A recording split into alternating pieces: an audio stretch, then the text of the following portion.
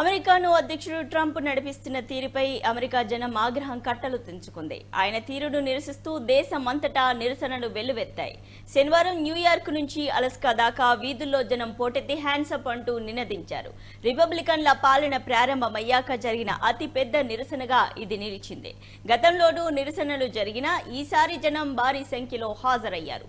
పౌర హక్కుల సంఘాలు, కార్మిక యూనియన్లు, స్వలింగ సంపర్క సంస్థలు, న్యాయవాద సంఘాలు, సీనియర్ సిటిజన్, ఎన్నికల సంస్కరణలు తదితర 150 సంఘాల ఆధ్వర్యంలో 50 రాష్ట్రాల్లోని 1400 ప్రాంతాల్లో చేపట్టిన ఈ హ్యాండ్స్ అప్ ఆందోళనకు జనం వెల్లువెత్తారు. శాంతియుతంగా నిరసన ప్రదర్శనలు నిర్వహించారు.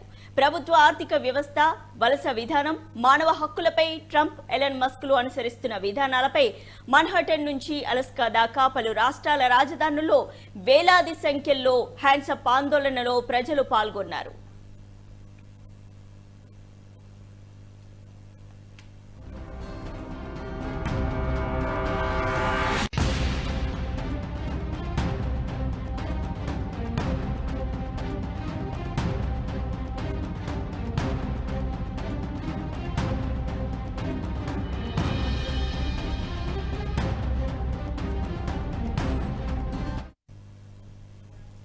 పశ్చిమ తీరంలోని సియాటిల్లో ఐకానిక్ స్పేస్ నిడిల్ వద్ద ఆందోళనకారులు ప్లకార్డులతో పాటు దురహంకారంతో పోరాడదామని నినదించారు. పోర్లాండ్, ఓరెగాన్, లాస్ ఏంజల్స్ లోని వీధుల్లో జనం నిరసన ప్రదర్శనలు నిర్వహించారు. వేలాది మంది ఫెడరల్ ఉద్యోగులను తొలగించడంపై ఆందోళనకారులు ఆగ్రహం వ్యక్తం చేస్తున్నారు. సామాజిక భద్రత కార్యాలయాల మూసివేతపై మండిపడ్డారు. వలసదారులను వెనక్కి పంపడం, ట్రాన్స్జెండర్ల హక్కులను లాక్కోవడం, ఆరోగ్య రంగానికి నిధులను తగ్గించడంపై విరుచుకుపడ్డారు. వాషింగ్టన్ డీసీలోని నేషనల్ మాల్ వద్ద జరిగిన ఆందోళనలో స్వలింగ సంపర్కులు పాల్గొన్నారు. డెమోక్రటిక్ పార్టీకి చెందిన కాంగ్రెస్ సభ్యులు హాజరయ్యారు. స్వలింగ సంపర్కుల పట్ల ట్రంప్ ప్రభుత్వం అనుసరిస్తున్న తీరును మానవ హక్కుల గ్రూప్ అధ్యక్షుడు కెల్లీ రాబిన్సన్ తీవ్రంగా తప్పుబట్టారు. గౌరవం, భద్రత, స్వేచ్ఛ కొంతమందికి కాకుండా అందరికీ లభించాలని కోరుకుంటున్నామని స్పష్టం చేశారు.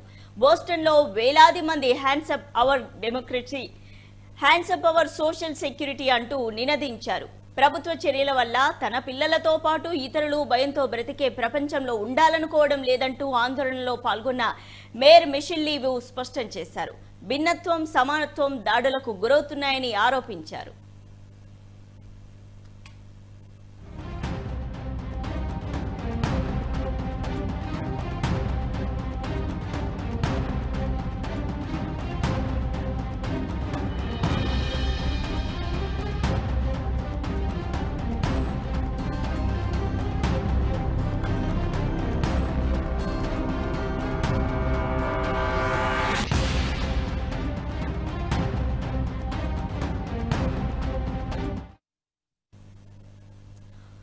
ఓహాయోలోని కొలంబస్ లో వందల మంది ఆందోళనల్లో పాల్గొన్నారు. ఫ్లోరిడాలోని పామ్ బీచ్ లో జరిగిన ఆందోళనలో భారీగా జనం పాల్గొన్నారు.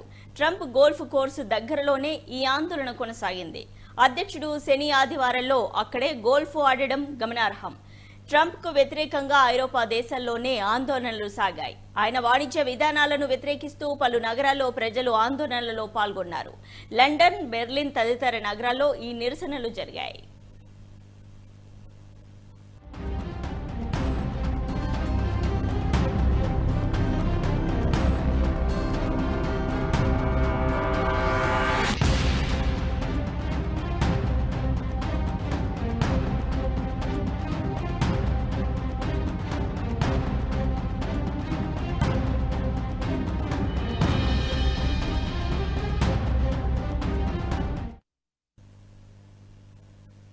దేశవ్యాప్తంగా జరిగిన ఆందోళనలపై అధ్యక్షుడి అధికార నివాసం వైట్ హౌస్ ఒక ప్రకటన విడుదల చేసింది. అధ్యక్షుడు ట్రంప్ ఆలోచనలు స్పష్టంగా ఉన్నాయి. అర్హులకు సామాజిక భద్రత, వైద్య, ఆరోగ్య సహాయానికి ఆయన ఎల్లప్పుడూ అండగా నిలుస్తుందని వైట్ హౌస్ ప్రకటించింది.